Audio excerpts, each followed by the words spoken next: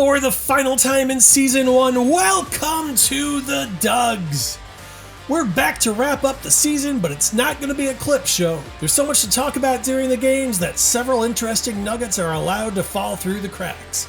We're going to focus on those nuggets today, as well as give you an idea of what we have planned for the next several months. Let's get into it.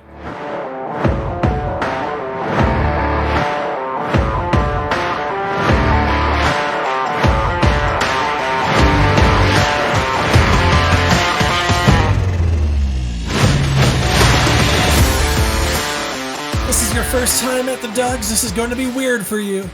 You'll probably catch on and get something out of this, but in watching this, you'll likely spoil the entirety of our first experimental baseball tournament. So instead, I recommend you take a look at our Season 1 playlist. All of the videos are laid out in order so you too can become as cool as our core fans that are up to date on the season. For those of you that are left, first, thank you for the response thus far. You have no idea what that can do for a creator when they've put so much effort into a thing. But enough of the sappiness, I'm putting my leather-chapped man pants back on and let's get into the wrap-up. The Oscars have in memoriam. Well, no one died this season, and in fact, we actually revived a pretty healthy chunk of players, so our efforts were a net positive. So instead, we're going to pay tribute to the players that barely sniffed the outside of the dugout in a segment we like to call Riding the Pine.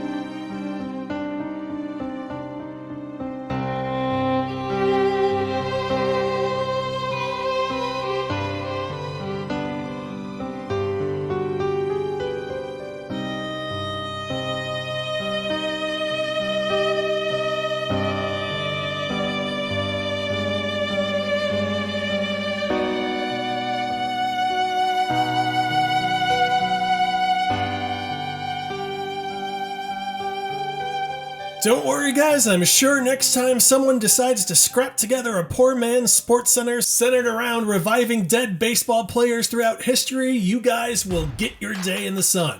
Exclusion of some truly glorious names aside, I feel like the simulation worked out. Let's take a look at how well each team lived up to their concept. As intended, Deliberately Offensive had some pitching issues. They threw 3 more wild pitches than the other 7 teams combined during the group stage. And then they issued an additional 28 during the postseason. It wasn't one guy spinning in circles and letting fly, but rather the entire team during both the regular season and postseason. The most egregious contributor to the wild pitch category topped out at 3. Cap Anson had this to say about the task of hunting down all of those errant balls. Thanks, Cap. The weak prescriptions allowed the fewest earned runs in Group A, which goes a long way to explaining their undefeated record. During the group stage, they walked 39 hitters, second only to Deliberately Offensive in the entire tournament, and 10 walks ahead of third place on the list. However, for every man they walked, they struck out 2. You can't hit a ball if you don't know where it's going. Their wildness was on full display in the playoffs, which makes sense because of their opponents. Britain's love for waiting in line breeds patience, and the big bone's large size breeds inertia. They walked an unbelievable 116 batters in 12 games. Starters Bill Daly and Emmett O'Neill walked 35 across 27 innings. But what about the defensive side of the ball?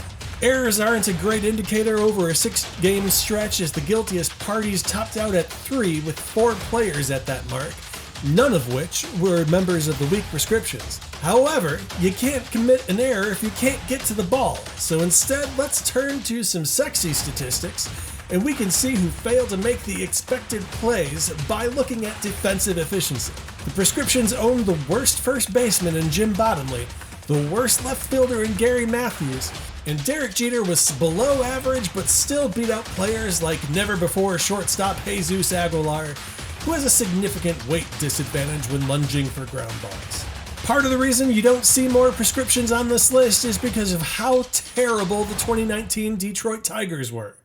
They were in the same group as what was supposed to be the worst fielding team of all time and managed to field the ball less efficiently than the prescriptions at second base, where they were second to last due to a couple of uncharacteristic errors from Glory Days' Pat Lestache, at shortstop, where again they were second to last and deemed as inefficient as Jesus Aguilar, who, let me remind you again, is 277 pounds and has never played shortstop, and had the second worst right fielder in Nick Castellanos. For my money though, the most amazing example of the Tigers' futility was the fact that they tied for the most home runs surrendered during the group stage. This doesn't sound like that big of a deal until you let it sink in that Deliberately Offensive literally had 0 pitchers on their team. It's a disappointment that the out-of-the-park baseball simulation engine doesn't allow me to swap in the Detroit Pistons to replace the Tigers' pitching staff, but they might have done just as well. Otherwise, the Union Jacks are still British and mostly dead, except for the one member that was actually only technically British. The Turnpikes only had one on-field incident, which I'll chalk up as a win. The Big Bones are still large and in charge, and the Glory Days are still well past the best days of their lives and on the slow descent to oblivion. Cheers. Just a couple more nuggets to put a bow on this. You may have noticed that I had a little bit of fun razzing the players that were struck out by Deliberately Offensive's completely inexperienced pitchers. And he's got him! Holy cow, he's got him! If you'll recall, LaFleur was discovered in prison while serving 5 to 15 years for armed robbery, and I'd have to say that this strikeout is by and far the worst thing he's ever done in his life. If I was that man's wife, I would not bear him children. I'm ashamed to say that I actually missed a couple. Hamish told you the story of how Hobie Ferris once kicked his own teammate in the face for what he believed was a lackadaisical play. To expand on that a bit, he actually knocked a couple of the other guy's teeth out, but he earned a scalding from a reporter calling it the most disgraceful affair ever predicated by any ball player on the ball field. What that reporter failed to add to that description was it's the biggest disgrace to baseball so far. Who would have guessed he would have topped this embarrassment over a century into the future? We gave him the business for striking out against Rod Carew, but what I failed to catch the first time around was that in the very same game, Stan Musial got him on strikes as well. He ended up going 3 for 6 on the game, including 2 home runs and 4 RBIs, but I think it goes without saying that this was the worst offensive performance seen in the entire tournament. The other ones we missed were Jimmy Fox striking out Emmett O'Neill, which finally provides an explanation for why he's making this face on his baseball reference photo. Ozzie Smith got Hugh Nickel of the Union Jacks swinging and missing, and I can't believe I missed this next one. Dave Brain, one of the most surprising offensive forces in this tournament, and a huge reason the Union Jacks came so close to winning a championship, completely nullifies those accolades by taking a K from Ken Griffey Jr. Hold these players in your prayers tonight, as if it were me, well, I'm sure these guys are in a pretty dark place right now. On to the accolades. I gotta get this bad taste out of my mouth. If there was a postseason MVP, it'd have to be Mike Piazza. He finishes with a slash of .415, .483, and over 1,000 in OPS. He accounted for 20 RBIs and an MLB record-tying 10 home runs in the postseason, which matches Randy Arozarena's mark in 2020. He had a nice group stage as well, but it was likely his teammate Ray Durham that had the largest impact. He hit .565, had 3 home runs, and stole 2 bases.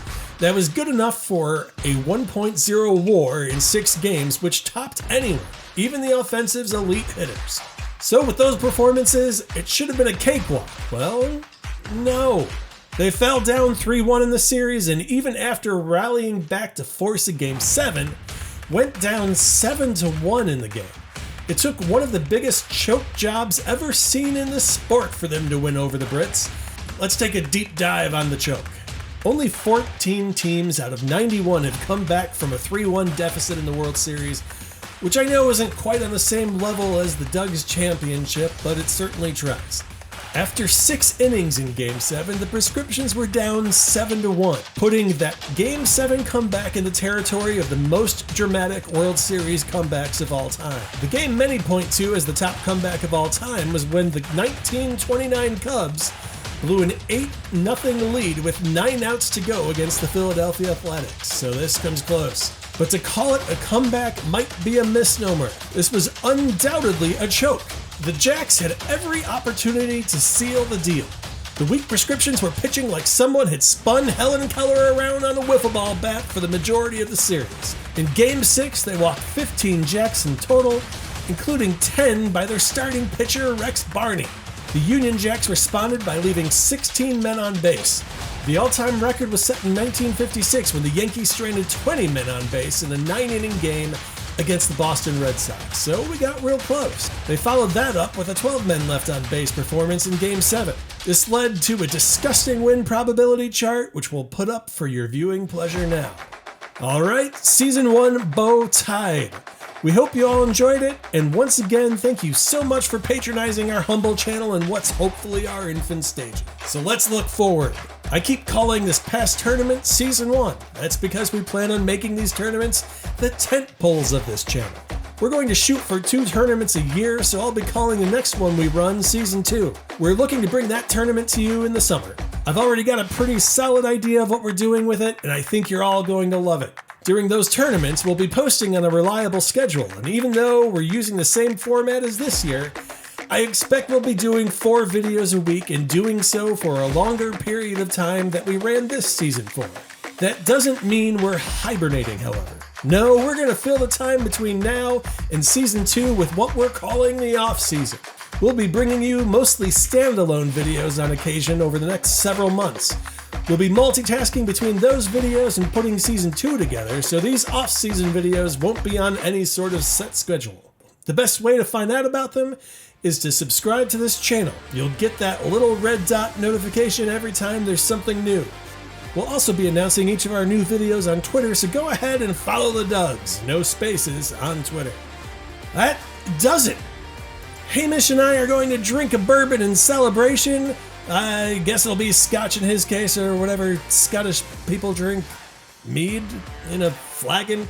But then we're going to get right back on the case. So for Hamish, I've been Johnny Paprika, hoping all your balls are fair and all your wood is good. Good night, everybody.